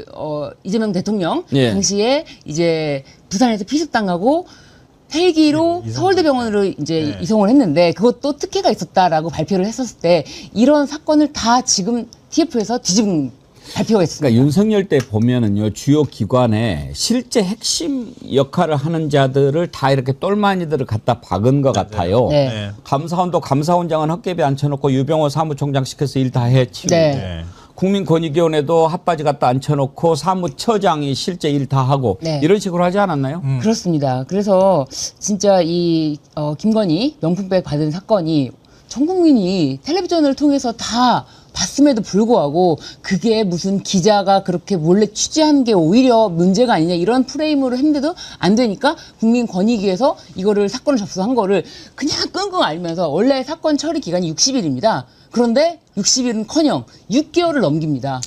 근데 이게 보수 정부하고 진보 정부가 조금 다른 게 있는 게 뭐냐면은요. 보통 이제 집권을 하면 주요 기관장에, 특히 이제 권력기관장에 임명을 할 때는 그러니까 대통령하고 너무 먼 사람을 잘 임명을 안 하는 경향이 있죠. 그건 뭐 보수 정부나 진보 정부나 크게 다르지 않다 이렇게 또 얘기할 수 있는데요. 근데 그 다른 점은 뭐냐면 대통령하고 어느 정도 이념 성향이든 아니면 지향하는 바든 또 어느 정도 관계를 맺든 가깝다 하더라도 기관장에 임명이 되는 순간부터 뭔가 진보 쪽은 조심해요. 그러니까 이렇게 해버리면은 오해받을까, 이렇게 하면은 혹시 또 비판받지 않을까 하는 것 때문에 조심하면서 정치색을 빼는 작업들을 하거든요. 근데 여기는 너무 천박해. 그냥 막 대놓고 그냥 막 그 옹호하는 이런 일들을 벌이는 거예요. 방통위도 역시 마찬가지였죠. 방통심의 유일임이라는 사람도 마찬가지였죠. 금감원, 그리고 국정원에 파견된 검사들, 그리고 권익위, 아까 말씀하셨던 감사원, 이런 것들을 보면은 거의 노골적으로 대통령 보호에 발벗고 나선다는 거예요. 그 중에 한 명인 거예요, 이 사람. 아, 이자가 사무처장이 아니고 부위원장이었는데. 부위원장 예. 겸 사무총장. 아, 사무처장 겸 부위원장. 예. 그러니까 그 일을 다 실제적으로 하는 거죠. 그러니까 이제 그럼에도 불구하고 노골적으로 하더라도 내 입맛에 딱 맞춤으로 결과를 내릴지에 대해서 그래도 재확인하니까 이제 그 결정 내리기 전에 한남동 관저에서 윤석열과 심야 회동을 했다는 거 아닙니까? 그러니까요. 그게 국민들이 다 봤는데, 그리고 말도 안 되는 결과를 내놓았잖아요. 네. 뭐였어요? 뭐 대통령 배우자는 규정이 없기 때문에 공무원이 아니니까 해당이 안 된다라고 했는데 그걸 어떤 국민들이 그걸 믿겠어요. 그런데 윤석열하고 심야에 회동. 만난 게 밝혀졌다면서요. 네. 지금 이걸 뭐라고 그래요? 당사자 아니에요. 그렇죠. 그 사람 정승윤을 만난다? 네. 말이 돼요? 그러니까 정승윤이 이제 피신고인인 윤석열 부부죠. 그런데 이제 김건희까지 같이 함께 만났는지 이거는 좀 아직까지 발표가 안 됐어요. 이제 밝힌다고 하는데 뭐 김건희의 그 허수아비가 윤석열이니까요. 허수아비를 만난 거잖아요. 그 만나고 왔는데 그거에 대해서도 이제 이야기가 나오니까 그 당시에도 그것에 대해서 막 보도가 나왔습니다. 심야에 만났다라는 이야기가 있다. 그러니까는 소설이라면서 완전히 일축했거든요. 그렇게 뻔뻔하게. 우리가 생각하기에 윤석열이가 야 좀 봐줘라 이랬겠어요? 야 이 새끼야 니 뭐하러 내가 거기 보냈는데 이러지 않았겠어요? 네, 그러고도 남을 것 같아요. 이번에 TF에서 발표한 거 보면은요, 윤석열 등과 만났다 이렇게 돼 있어요. 등자를 붙여놨어요. 그러면 김건희일 수도 있네. 그렇죠. 아니 관저에서 보는데 그럼 그냥 관저에서 민송민송하게 그냥 아유 그래 그랬어. 그럼 내 거 조금 청탁 좀 들어주면 안 돼? 이렇게 얘기했겠습니까? 윤석열이? 술도 한잔하고 밥도 먹고 다 했겠지? 그럼 그거 누가 갖다 줬겠어요? 아무리 관저에 관리하는 사람이 있다 하더라도 그럴 때는 자기 청탁과 자기 사건이잖아요. 윤석열 사건이 아니라 김건희 사건이니까 오히려 김건희가 나서서 뭐라도 갖다 주고 뭐 술도 한잔 할 수 있게 뭐 안주도 내고 뭐 이러지 않았을까요? 그러니까 이제 김건희가 사실상 이제 순방에 갔을 때도 호텔에서 슬리퍼를 신은 채 윤석열이 이미 앉아있는 그 방에 누군가 뒤늦게 나타나서 뭐 이렇게 함께 했다는 거 아닙니까? 그러면서 뭐 이 사람에 대해서 뭐 윤석열 빼고 따로 만나자 뭐 이런 얘기도 하고 했다는 거 아닙니까? 그러니까 윤석열은 자리를 세팅해 놓으면은 이제 딱 나타나시는 분이 김건희인 거죠. 그래서 김건희가 하실 말씀이 있어서 내가 너를 여기다 부른 거야. 네. 이제 그렇게 부른 거죠. 그렇게 부른 거로 보여집니다. 저는. 그러니까 이자가 진짜 악질인 게 네. 그거를 그냥 덮어버린 것도 모자라서 그걸 담당했던 그 김모 국장 있지 않습니까? 그렇죠. 네, 부패방지국장. 부패방지국장. 이분이 극단적인 선택을 하지 않았어요. 그렇죠. 근데 그것도 이번에 조사를 해봤는데 완전히 뭐 왕따 시키고 조리돌림했다면서요? 네, 뭐 제대로 발언도 못하게 회의 자리에서 발언도 못하게 하고 업무에서 배제하고 그리고 사람들이 있는 자리에서 공공연히 막 비난을 했다. 그리고 이른바 직장 내 괴롭힘이라고 얘기할 정도로 그렇게 심리적 압박을 줬다 이렇게 얘기를 하는데요. 그러니까 그 김건희 죄를 덮기 위해서 그 공직자를 죽음으로 내몬 거 아닙니까? 네. 그렇죠. 근데 더 이 사람이 나쁜 사람이라고 생각하는 건 저도 지금 새삼 찾아보면서 한겨레 신문이 이제 김모 국장이 스스로 목숨을 끊었다 그러면서 유서를 공개를 했어요. 유족의 동의를 얻어서 공개하고 난 다음에 이 사람이 정승윤이 반박을 한다면서 반박을 하는 논리가 있어요. 아, 그것 때문에 그런 게 아니야. 헬기 이송 사건 조사했어, 이 사람이. 그것 때문에 굉장히 스트레스 받았어. 그러면서 카톡 내용을 공개한 거예요. 자기랑 주고받은. 근데 유족이 보니까 카톡 내용에서 자기 헬기 이송 사건에 대한 칼럼을 쓴 거 잘 쓴 칼럼이라고 대화 나누는 부분만 똑 떼가지고 그것만 공개한 거야. 그래서 헬기 이송 사건 때문에 굉장히 힘들어했고 내가 이 건 가지고 이 사람하고 김 국장하고 대화까지는 않았어 이렇게 얘기했는데 그 다음부터가 명품백 사건 처리 문제에 대한 스트레스를 호소하거나 이러는 내용이 들어가 있다는 거예요. 그것만 똑 떼가지고 얘기하면서 아 그때 헬기 이송 사건으로 스트레스가 심했다 그러면서 기자들 앞에서 자기가 공개적으로 얘기를 해요. 그런 다음에 이렇게 얘기를 해요. 이 대화를 일부 언론에서 그러니까 이 대화라면 카톡 대화예요. 명품 가방 사건으로 인해 힘들다고 조작 보도했는데 반드시 나중에 법적 책임을 물을 거다. 나를 고발했던 야당 의원들도 전부 고소 고발할 거다. 이렇게 엄포를 놔요. 근데 이번에 조사 결과 보십시오. 그게 아니었잖아요. 네. 지금 돌이켜보면요. 이런 자들이 기관은 물론이고 이 말을 해치는 거예요. 무슨 얘기냐면 국민권익위원회잖아요. 그러면은 그야말로 권익을 지키라고 만든 기관인데 오히려 권익을 해치는 일을 하고 국가인권위원회도 마찬가지죠. 안창호 이자가 가가지고 국가인권을 지키라고 하는 건데 그거를 해야 하는 짓을 하고 이게 나쁜 자들이 그거를 맡으면 그렇게 되는 거예요. 말이 오염이 되고 의미를 상실하는 거예요. 나는 제일로 살면서 황당했던 것이 5공화국 때 전두환이가 정의사회 구현을 외쳤던 거예요. 그렇게 불의한 자가 정의사회를 외치는 그때 정의라는 단어가 어떻게 되겠습니까? 이 자들 때문에 국가인권위원회, 국민권익위원회 이런 데가 완전히 오염이 돼버린 거 아닙니까? 맞습니다. 그러니까 이런 사람들의 전형적인 어떤 그 인간 유형이라고 해야 될까요? 그런 게 있는 거예요. 아, 내가 잊혀질 만한 상황이었는데 우리 대통령님의 은덕으로 권익위 부위원장까지 갔어. 충성을 다해야 돼. 일종의 권력의 개가 되는 거예요. 그래서 무슨 짓을 하는 거예요. 가면. 권익위 부위원장이라는 자리에서 어떤 그 윤리를 지켜야 되는지에 대한 생각을 하기보다는 무조건 충성하기 위해서 어떻게 해야 되는가만 관심을 두는 거예요. 그럼 이런 식의 결론을 만들어낼 수 있는 거죠. 그러니까 이게 그 명품백 사건 종결 처리할 때 그 수법을 보면서 아 이거 되게 나딕다고 한 게 있는데요. 뭐냐면 권익위는 여야목 추천목들이 다 들어가 있어요. 권익위원으로. 상임위원 그다음에 위원장은 저 대통령이 임명하도록 돼 있지만 그러니까 전원위원회에서 결론을 내려야 조사가 종결 처리가 되고 조사 결과를 발표가 할 수 있어요. 의결이 돼야 되거든요. 근데 무슨 짓을 하냐면은 명품백 관련해서 그거에 대해서 전원위원회에서 바로 안건으로 올려버리면 반대 의견도 나오고 서로 간에 설득당하거나 이러는 과정들이 있을 수 있다고 걱정을 해서 미리 회의 2시간 전에 상임위원들하고 그다음에 담당자들하고 따로 비공개 회의를 열어. 그 일종의 입을 맞추는 작업을 하는 거예요. 자, 이건 결론은 이쪽으로 가야 해. 그러면서 그 담당자들한테 주지시키는 거예요. 이거는 종결 처리해야 되는 거야. 이렇게 얘기하고 난 다음에 의결서 초안 보통은 실무자들이 작성을 하거든요. 그런 다음에 저 위원들이 보고 난 다음에 거기 회의 끝나고 이제 최종적으로 거기에 대해서 수정한 다음에 그 다음에 의결서를 발표를 하는데 그것도 내가 쓸게. 그리고 갖고 온다는 거예요. 그래서 말 맞추기 하고 난 다음에 전원위원회 가서 어쨌든 야당 쪽 추천이나 이런 쪽은 숫자로 밀리기 때문에 그냥 밀어붙이는 작업을 하는 거예요. 그래서 명품백이 그냥 종결 처리돼 버린 겁니다. 그렇죠.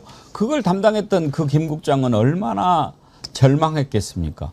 이건 도저히 내가 그동안 평생 해왔던 공직자 입장에서 봤을 때 받아들일 수 없는 건데 그 실세가 와가지고 야 이거 이렇게 처리해라고 얘기하고 더군다나 야 내가 어젯밤에 만나고 왔어 뭐 이렇게 이야기하는데 내 손으로 그렇게 불의한 일을 할 수는 없고 그렇다고 또 자리를 지키려면은 불의한 일을 해야 되고 결국은 그 막막함에 그 막다른 선택을 하기 전까지 얼마나 괴로웠겠습니까? 결국은 김건희가 이 국장을 죽인 거 아닙니까? 그렇지 않나요? 그때 전현희 의원이 아마 그런 얘기를 했어요. 들어보십시오. 강직하고 소신 있는 젊은 국장에게 김건희 명품백 수수 사건을 종결하고 잠깐 발언 중지해 주세요. 조용히 하세요. 지금 발언하고 있잖아요. 중단하세요. 전현희 의원님. 발언하고 있는데 끼어들지 마세요. 본인은 이런 말을 할 자격이 없어요. 네. 잠깐 조용히 하세요. 본인은 그런 말을 할 자격이 없습니다. 송석준 의원님.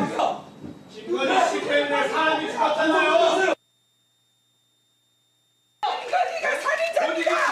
김건희 윤석열이 창피한 줄 아세요? 소가리를 누구 때문에 더 많이 했는지. 창피한 줄 아세요? 저는 압니다. 저는.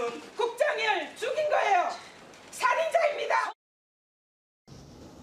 전현희 의원이 저렇게 소리를 지를 수밖에 없는 이유는 저 국장을 전현희 의원이 잘 알지 않겠습니까? 그렇죠. 그 권익위원장을 했으니까. 네네네.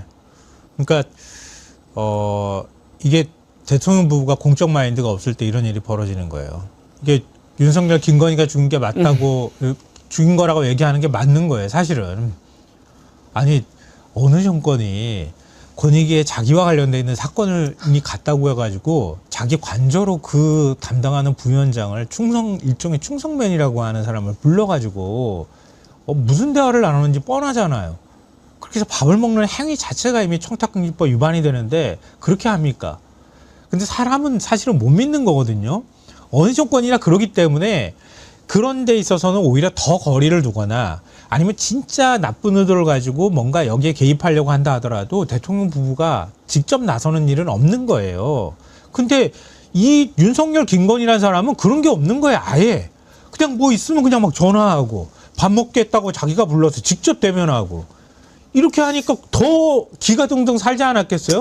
대통령께서 나를 밥 사주시고 밥을 사주면서 밥을 대접해주면서 나한테 이렇게까지 얘기했다 이렇게 생각하니까 더 충성하려고 그러지 않았겠어요? 저는 그냥 이게 특별하게 보지 않고 검사로서의 버릇이라고 봅니다. 검사들은요 제일 쉬운 게 사건을 덮는 거라고 자기가 일생을 그렇게 해왔는데 이 사건을 질질 끄니까 윤석열, 김건희는 답답한 거예요. 아니 그거 하나 못 덮냐 도대체. 맞아요. 아니 그거밖에 못해? 내가 가르쳐줄까? 아니 진짜 그걸 덮는 게 그게 일이야. 너의 일이 그거야. 일 처리를 그렇게 못하냐 이거야. 이해가 안 간다. 아니 이게 처리가 된 지가 언제돼 이거 종결을 아직도 못하고 이렇게 질질 끄냐. 그러니까 정승윤을 불렀고 사실은 이 명품백 사건을 권익위에서 그런 식으로 처리하고 검찰로 넘어갔어도 이거는 빨리 덮을수록 좋은 건데 이완석이 시간을 끄는 바람에 이완석 잘라버렸잖아요. 그러니까 맞아요. 예. 그러니까 이제 명품백 정승윤이 제가 확실하게 종결하겠습니다. 버티는 사람이 있습니다. 뭐 이런 얘기를 하지 않았을까요? 누가 버티는 건데 뭐야? 왜 처리를 못해?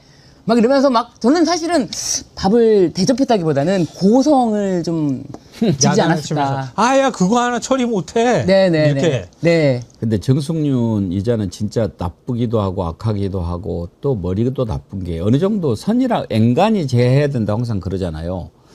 윤석열, 김건희 죄를 덮어주려고 막 그렇게 하는 것도 지금 이제 와서 다 드러나는데 더 기가 막힌 것은 이재명 대통령 가덕도에서 피습 당했을 때 네. 아니 그것은 좀 사안이 다르잖아요. 근데 그걸 헬기로 이송을 한 걸 특혜니 뭐니 해가지고 또 그걸 또 조사를 했죠. 네, 그렇죠. 맞아요. 특혜가 있었다라고 네. 결정을 내렸죠. 예. 그러니까 이게 딱 보면은 검사 마음은 검사가 안다라고 제가 봤을 때는 윤석열이 곳곳에 검사를 심어둔 이유가 안 되는 사건을 되게 하는 것. 기소하면 돼. 하는 거야. 나중에 어떤 식으로 결론이 나도 우리는 기소를 하는 게 우리 일이잖아. 그럼 기소해라고 한 것처럼 이것도 특혜라고 밝혀. 당시에도 그러니까 명품백 사건하고 헬기 이송 사건 결과가 거의 비슷한 시기에 같이 나왔어요. 명품백 사건은 118일 만에 결론을 낸 거거든요. 법정 처리 시한이 60일인데 질질질 끌려다가 이걸 결론을 제대로 못 내는 거예요. 윤석열 만나고 가서 결론을 이제 내기로 마음 먹었어. 네. 근데 헬기 이송 사건이 있어. 그럼 옳았구나. 두 개 그냥 같이 비슷한 시기에 그냥 발표해버리자. 그래 물타버리자. 이런 의도가 있었던 거 아니냐. 당시에도 의심을 샀는데요. 헬기 이송 사건 같은 경우에는 진짜 M1 사람을 잡았어요. 이번 조사 결과를 보니까. 그러니까 당시에 그 담당 부서가 조사를 담당한 부서가 헬기 이송을 담당했던 부상 소방본부 직원에 대해서 이 제도 개선을 좀 했으면 좋겠다. 이렇게 공고하는 수준의 기관 송부 의견을 냈다 그래요. 네. 그런데 정순윤 부위원장이 행동강령 위반 통보로 처리하라 이렇게 지시를 한 건데 행령강동 위반 강령 위반 통보라고 하는 건 곧 특혜를 줬다고 얘기하는 거예요. 그러면서 자기가 그걸 발표하는 자리에서 막 또 비유적으로 설명을 했어. 그래서 제가 보면서 피식 웃었는데 뭐냐면 병원에 가가지고 의사한테 청탁을 내서 의사가 특혜를 준 거는 절차 위반으로 특혜를 준 행위 자체가 문제가 있는 것이지 그 사람이 환자가 치료를 받았던 거는 처벌하기 어렵다. 그러니까 예컨대 이재명 당시 대표가 만약에 특혜를 좀 달라고 요구를 한 거는 국회에 행동강령이 별도로 윤리강령이 있지 않아서 처벌할 수는 없고 그건 그냥 우리가 어떻게 할 방법이 없으니 두더라도 그 행위 자체는 특혜를 준 거다. 그러니까 그거를 특혜를 주는 의사하고 소방본부 직원들은 이거는 징계해줘야 돼. 맞아. 이렇게 결론을 만들어버린 거예요. 그러니까 계속 거기서는 생각한 게 그거야. 특혜. 이거 부산에서 헬기로 이송한 거는 특혜 준 거야. 이렇게 결론을 내려놓고 거기에 짜맞추기 판단을 했다는 얘기예요. 지금 감옥에 들어가 있어도 부족할 자가 무슨 그냥 뭐 정치하는 것도 아니고 교육감에 나온다니 말이 됩니까? 부산이대인님이 글 주셨네요. 그 새끼 당선 안 됩니다. 언급해주면 오히려 홍보해주는 겁니다. 제가 처리하겠습니다, 형님. 그런데 문제가 있는 게 부산에서는 사실상 이 정승윤 이자의 이런 과거의 이력, 이 국민권익위에서 어떤 일을 했는지 이걸로 지금 문제가 됐던 일 자체를 아예 보도를 안 하고 있어요. 보도를 안 하고 만연히 서울대 법대를 나오고 부산 로스쿨 교수고 부산의 교육을 책임지서 이렇게만 지금 나오고 있기 때문에 알려드려야 되겠네. 네네. 아니 부산 시민들이 계속 물어봐야 돼요. 너 머리 왜 깎았노? 뭐 이렇게 물어봐야 돼. 왜 머리는 빡빡 밀었니? 뭐 이렇게 왜 북한 사투리 같은 게 나오는데 하여튼 강원도식 부산 사투리. 네. 아니 그러니까 더 황당한 게 뭐냐면 이 사람이 주장하는 바가 뭐냐면 아까 제가 그랬잖아요. 부산 교육이 이념적인 정치 실험장이 되어서는 안 된다 이렇게 주장하면서 명품백 사건 난 올바르게 처리했다 이렇게 주장한대요. 그러면서 내세우는 공약이 뭐냐면 법치와 공정의 확립이에요. 교육 현장에서의 법과 원칙을 바로 세우고 공정한 교육 기회를 제공하는 것을 최우선 과제로 삼겠다. 이렇게 지금 주장하고 있다고요. 얼마나 웃깁니까? 그러니까 인사가 만사예요. 어떤 자리에 어떤 사람을 보내느냐가 참 중요한데 하긴 뭐 그놈이 인사를 하는데 뭐가 나오겠어요? 거기에서. 예. 제가 윤석열 때 항상 했던 얘기들이 생각이 나네요. 그 포도나무에서 무화과가 나오겠습니까? 예. 오죽하면 지금 이재명 대통령이 이거에 대해서 이제 국민권익위에서 발표를 했지 않습니까? 이건 특혜가 아니었다라는 발표를 하니까 이제 SNS를 통해서 검찰의 조작 기소를 통한 사법살인, 테러범을 동원한 흉기살인, 조작 언론을 동원한 명예살인, 이 위중한 3대 살해 위협으로부터 국민, 곧 하늘이 저를 살려주셨으니 제 목숨은 이제 온전히 국민의 것이다. 아, 그러셔? 네. 그럼 징역 몇 년 때릴까요? 아니, 이재명 대통령께서 이렇게 아, 네, 본인을 살려주셨 국민들이 네, 지금 정성윤 얘기하는 줄 알았어. 국민을 살려주셨다 이제 이런 걸 이제 공유를 했죠. 정순이라는 사람이 네. 잘못한 짓 하나가 더 있는데요. 네. 유일임 방송통신심의위원장 민원사주. 예. 유임이란 사람이 그 연임까지 했거든요. 여기서 면죄부 받고 난 다음에 연임하는 가운데 언론사 징계를 한 30건 정도 처리했는데요. 법원에 가가지고 30전 30패 당했어요. 이게 얼마나 진짜 그 웃긴 겁니까? 근데 정치적으로 징계를 줬다는 거예요. 근데 그 유일임이 자기와 관련해서, 그러니까 김만배 녹취록과 관련해가지고 그거 조사를 하려고 그러는데 뭔가 민원이 들어와야 되잖아요. 그러니까 가족하고 지인들 동원해가지고 그 민원을 집어넣고 자기가 셀프 징계를 한 거예요. 그 관련해서 이 방심위 직원들이 100명 넘게 야 이거 권익위가 조사해야 되는 거 아니냐 그래가지고 민원이 들어온 거예요. 권익위가 처리할 때 근데 담당 부서가 이것도 마찬가지예요. 이건 우리가 판단할 게 아니라 뭐 수사기관에서 판단하도록 그 기관 송부해야 됩니다. 이렇게 얘기를 했는데 그걸 싹 뭉개버렸잖아요. 뭉개고 이거 사실관계 파악이 어려우니까 그냥 이거 우리가 판단할 수가 없어. 그래서 종결 처리했고요. 그걸 다시 방심위로 넘기니까 방심위도 우리도 사실관계 확인이 안 돼. 왜 확인이 안 됩니까? 위원장이 바로 앞에 앉아 있구만. 거기에 민원 등록한 게 다 나와 있잖아요. 온라인상에. 근데 똑같이 거기서도 셀프 면죄부 주고 그냥 끝내버린 거예요. 그러니까 정승윤이라는 사람은 권익위에 들어가 있는 모든 사건에 깨알같이 개입해가지고 정권을 지키는데 야당을 공격하는데 이런 결론 만드는데 선봉에 나섰던 사람이에요. 그런 사람이 지금 부산의 교육을 제가 책임지겠습니다. 이러면서 나가가지고 지금 교육감이 되겠다는 거 아닙니까?